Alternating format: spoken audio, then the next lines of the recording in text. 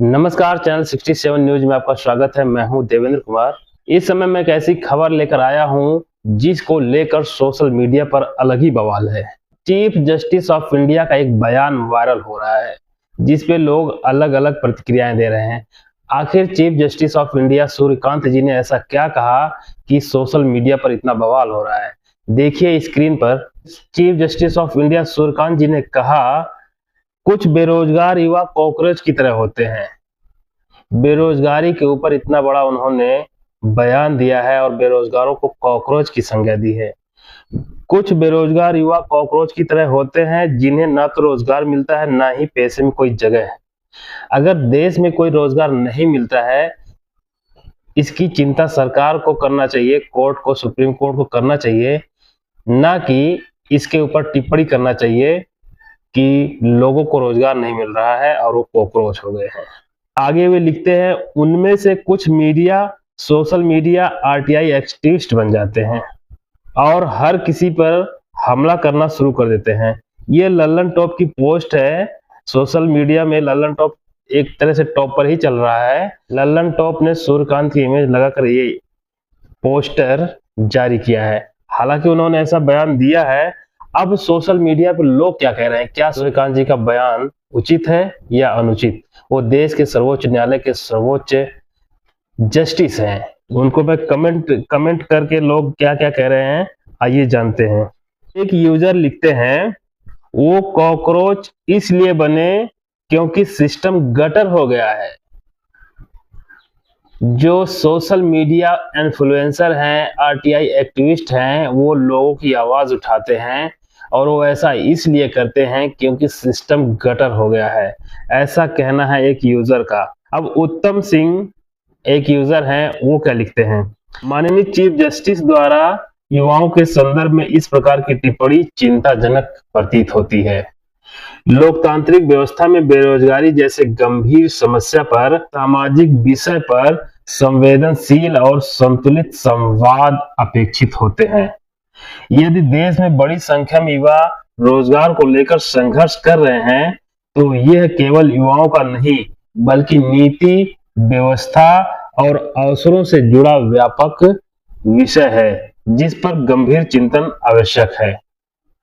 जिस पर चिंतन करना चाहिए उस पे टिप्पणी की जा रही है। जिसका समाधान खोजना चाहिए उसको इस तरह बताया जा रहा है कि लोगों को नीचा दिखाया जाए।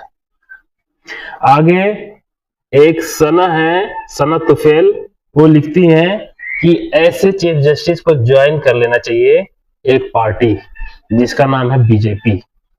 लिखती है ज्वाइन बीजेपी।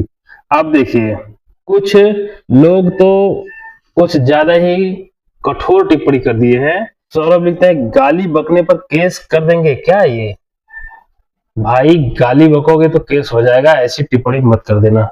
राज्यसभा का सीट आपका बेसब्री से इंतजार कर रही है। चीफ जस्टिस सूर्यकांत जी के लिए लोगों की टिप्पणी है। उन्होंने बेरोजगार युवकों को कहा है कि वो एक कॉकरोच की तरह होते हैं। सोशल मीडिया और आरटीआई एक्टिविस्ट बनकर लोगों की समस्याएं उठाते हैं, यानी कि दूसरों के ऊपर हमला करते हैं, सरकारी व्यवस्था पर हमला करते हैं। अगर सरकार की व्यवस्था खराब है तभी तो लोग दिखाते हैं। पूरे हिंदुस्तान में आपने कौन सी व्यवस्था लागू कर रखी है कि लोगों को उचित न्याय मिल रहा है, समय पर न्याय मिल रहा है, लोगों को कोई परेशानी नहीं हो रही है? आगे कमेंट पढ़ते हैं, आगे क्या लिखते हैं लोग।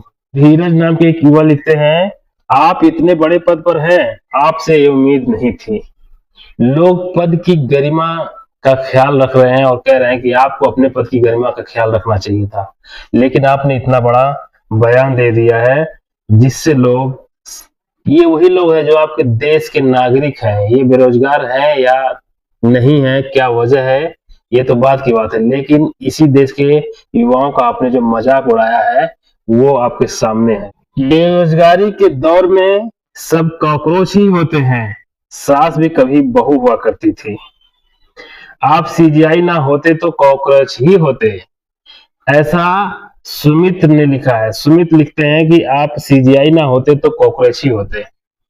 सोचने वाली बात है, कितने सारे वकील जिला कोर्ट में हाई कोर्ट में, सुप्रीम कोर्ट में कितने सारे वकील हैं, कुछ को बड़ा ओहदा मिलता है, कुछ जज भी बन पाते हैं।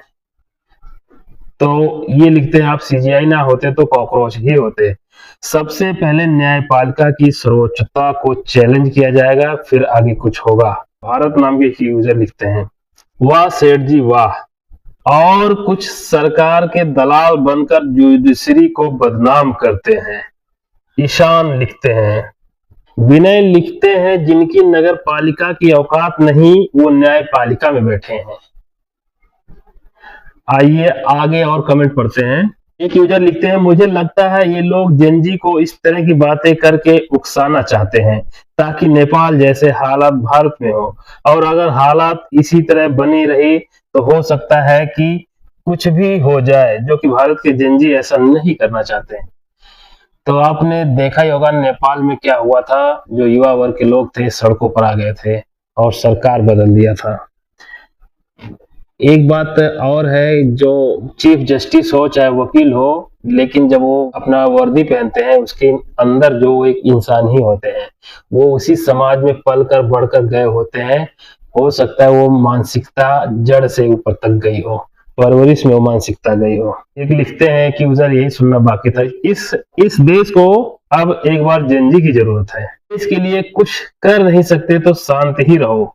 एक यूजर लिखते हैं, देश के लिए कुछ कर नहीं सकते तो शांत ही रहो। तुमने ऐसा क्या किया इतने उच्च पद पर बैठकर। अब आगे देखिए, लगता है जज को अपनी कुर्सी से प्यार नहीं रह गया है, इतनी भी दलाली ठीक नहीं साहब, कुछ शर्म आती होगी या नहीं। आशिफ लिखते हैं, वो कहते हैं अपनी जो उन्होंने शिक्षा ग्रहण की वो शिक्षा को संबोधित करके लिखते हैं कि आई एम सॉरी एजुकेशन, यानी वो अपनी शिक्षा से सॉरी कह रहे हैं, माफी मांग रहे हैं कि ये शिक्षा तूने मुझे रोजगार नहीं दे पाई, वो बेरोजगार भी आपकी वजह से है।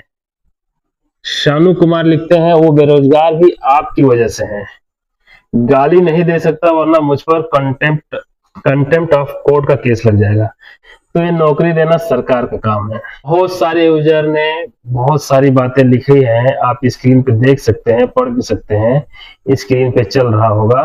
गाली वाला बटन EWS का जलवा है, पोस्ट की गरिमा का तो ख्याल रखते साहब, 149 दिन संघर्ष जारी, 2300 पद खाली है फिर भी नियुक्ति नहीं, बीएड अभ्यर्थी सड़कों पर सरकार खामोश क्यों, अनशन बीमारी जेल सब सहेलिया, अब सिर्फ न्याय चाहिए, और जिनको न्याय देना है वो आपको काकरोच बता रहे हैं। साफ साफ कहो कि भ्रष्टाचार की पोल मत खोलो, जो सही है वह जनता को मत दिखाओ, बलात्कारियों को भ्रष्टाचारियों को मजे लेने दो, नेता बनने दो, करोड़ों रुपए का भ्रष्टाचार करके रिश्वत खाकर खुद को महान और देशभक्त बताना आज के समय की सच्चाई है। भ्रष्टाचार की बलात्कार की पोल खोल दे तो वह कॉकरोच हो जाते हैं, बोलो सत्यमेव जयते। ये मोहित देसवाल एडवोकेट हैं, वो लिखते हैं, रोजगार पर बात कीजिए। एक यूजर लिखते हैं, आपके बच्चों के लिए आप अच्छा खासा पैसा कमा कर बैठे होंगे। एक यूजर है, 149 दिन संघर्ष जारी वाला मैसेज कई बार टाइप किए हैं, स्क्रीन पे आप देख सकते होंगे, और ये इसलिए टाइप कर रहे हैं अपने मैसेज को कि लोगों तक ये बात पहुंचे, न्याय हो इनके साथ। लेकिन न्याय कौन करेगा, जो आपको कॉकरोच बता रहा है। ये लल्लन टॉप की पोस्ट के नीचे कमेंट है, और सोशल मीडिया पे बहुत सारी ऐसी पोस्ट मिलेंगी और उनके भी नीचे कमेंट कुछ ऐसे ही होगा। कुल मिलाकर कहने वाली बात यह है, जज साहब अपेक्षा करते हैं लोगों से कि सरकार और न्यायपालिका और प्रशासन किसी की भी बुराई मत कीजिए, नहीं तो आप कॉकरोच की संज्ञा में आ जाएंगे, आपको कॉकरोच कहा जाएगा। राज्यसभा की सीट आपका बेसब्री से इंतजार कर रही है, यही सब लिख रहे हैं।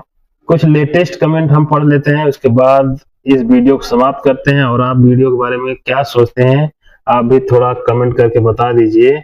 बेरोजगारों युवाओं को बेरोजगार बनाने वाली सरकार वो क्या है? अगर बेरोजगार लोग कॉकरोच हैं तो युवाओं को बेरोजगार बनाने वाली सरकार क्या है, वो पूछ रहे हैं चीफ जस्टिस से। एक यूजर है, वो लिखते हैं, आप लोग निष्पक्ष बोलिए, बीजेपी की भाषा मत बोलिए।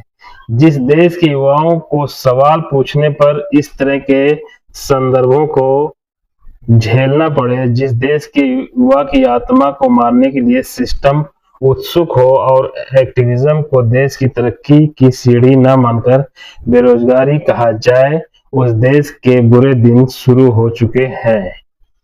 यानी कि जो लोग सामाजिक कार्य कर रहे हैं, लोगों की आवाज उठा रहे हैं, अगर उनको प्रोत्साहन ना देकर बल्कि उनको हतोत्साहित किया जाए तो क्या होगा। लिख रहे हैं कि देश का बुरा दिन शुरू हो चुका है।